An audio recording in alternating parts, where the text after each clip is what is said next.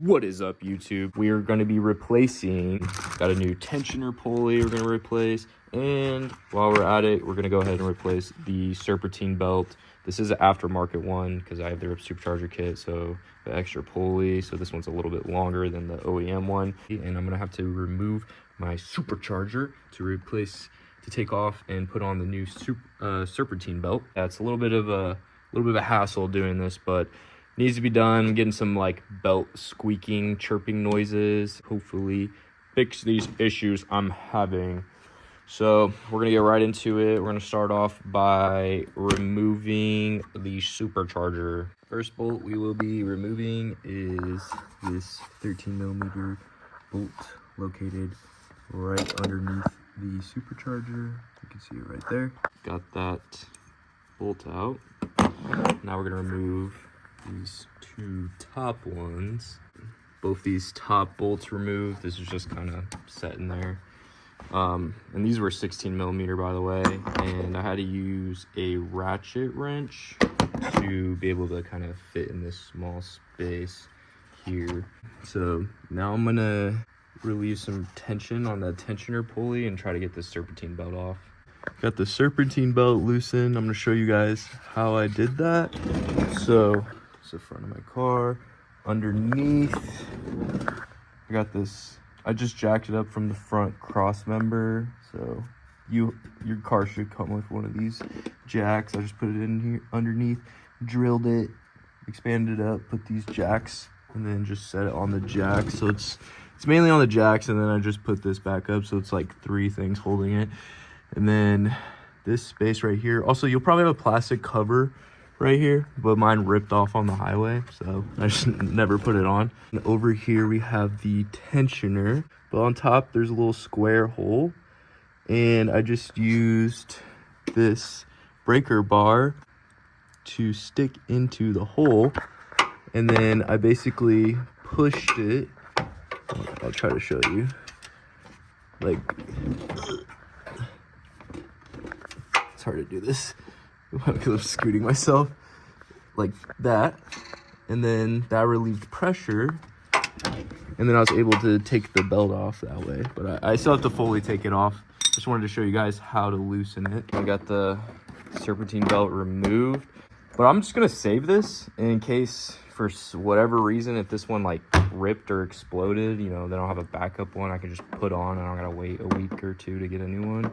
I'm gonna head underneath the car to access the tensioner pulley. I'm just gonna replace it from underneath. You can replace it from the top or the bottom, but I already have everything set up to do it from underneath. Obviously, if you do it this way, you're gonna have to remove this plastic guard underneath the front of your car attached to your front bumper, but if you can do it from the front, I mean from up top. Obviously, if you have a RIPP Supercharged kit like me, it's going to be significantly more difficult because you have all your intake and whatnot in the way. But if your car was stock, pretty much all you'd have to remove is that engine cover, and then you just have a tensioner strap like here and here-ish, attaching this part to your intake box. So you just remove your intake and it would be right there, and you could do it from up top. But if you don't already have your car jacked up and like that, I would just do it from up top if your car's stock. But just in my specific case, it's just going to be easier for me to just do it right here. So that's how I'm going to do it. But all we're going to need is a breaker bar with a 16mm extended socket, and I'm just going to break this bolt right here loose on the tensioner pulley, and then afterwards I'm just going to use this 16mm ratchet wrench to loosen it off the rest of the way. We got the old tensioner pulley removed, and this thing is looking like a turd. And it is recommended when you replace these pulleys that you replace the bolts as well, but mine didn't come with a new bolt, and I'm not gonna like wait around to order a new one, so I'm just gonna reuse this one. But if you can, use a new bolt if it's in your budget and time frame.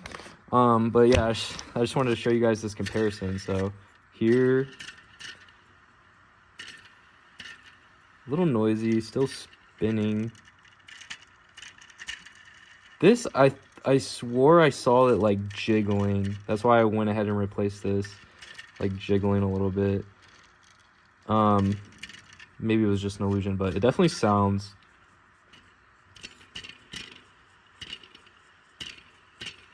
I mean, it works, but like compare it to this new one, dude. Like, I'll just say, like, that's completely night and day. Like, this one's so free spinning. This one barely spins and makes no noise. So I don't regret replacing this, honestly. I think it's easy. Might as well. So that's what we're doing. I got the old tensioner pulley removed, and then I used some brake cleaner and a shop rag just to wipe off this surface because it was a little crusty. And then you can see how that looks. That's where the hole the bolt screws into. And then here's the new pulley, but if you notice, there's a little nub, little metal tooth sticking out. And I feel like how it should be positioned is that tooth is going to this slot. So I'm going to test putting it on and tighten it down, make sure it feels right with that tooth in the slot, but I don't really, it seemed like it was lining up best with that into this slot right here. We got the new tensioner pulley into place. I was having some difficulty. I have an aftermarket Dorman one. That's what I just put in. And this nub was slightly bigger on the new one, so it wasn't seating in like super smoothly. So I just kind of had to like put it in and then just tighten it down to compress it all the way. And I did try like shaving off a little bit of the metal, like by like squishing it really hard, and I took some sandpaper and just kind of was going at it. But yeah, I got it in. And then the torque spec for this is 26 foot-pounds, but I didn't have a foot-pounds torque wrench. I just have an inch-pounds one. It only goes up to 200, so I just did 150 inch-pounds and then another 60-degree turn. So, and it seems pretty firm. I think it's good. But that's how she's sitting. I pretty much got everything done that I'm gonna do for today.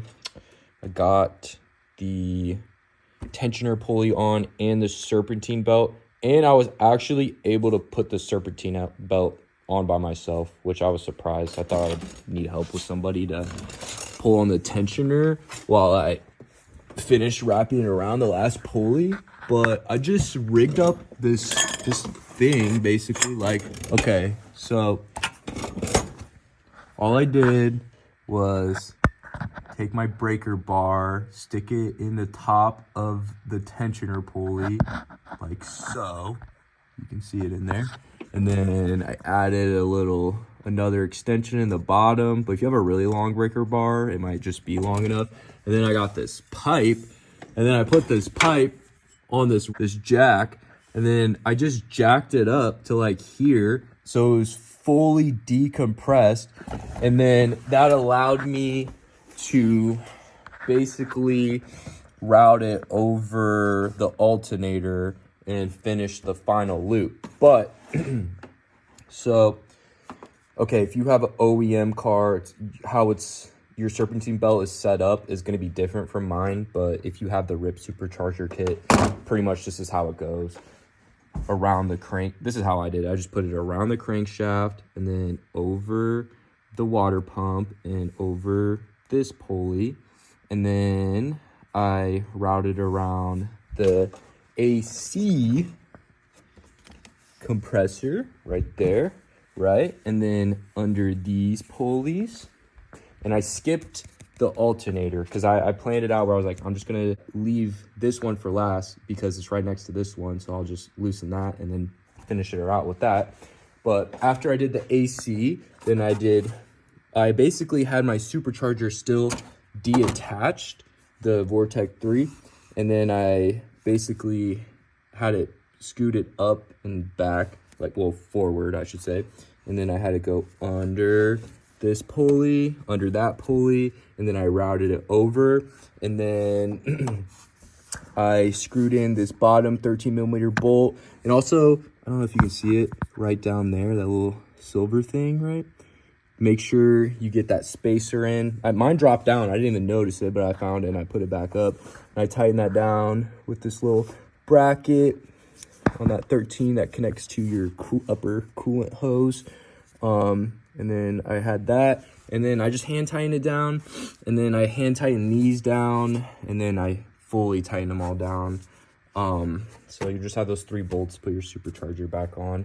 Yeah, I just rigged up this into the tensioner pulley, and then I had that fully loosened with the jacked up, and then I kept going on top and underneath, and I've slowly just worked the Serpentine belt over the alternator with this in my hand, but it kind of hurt my finger low-key.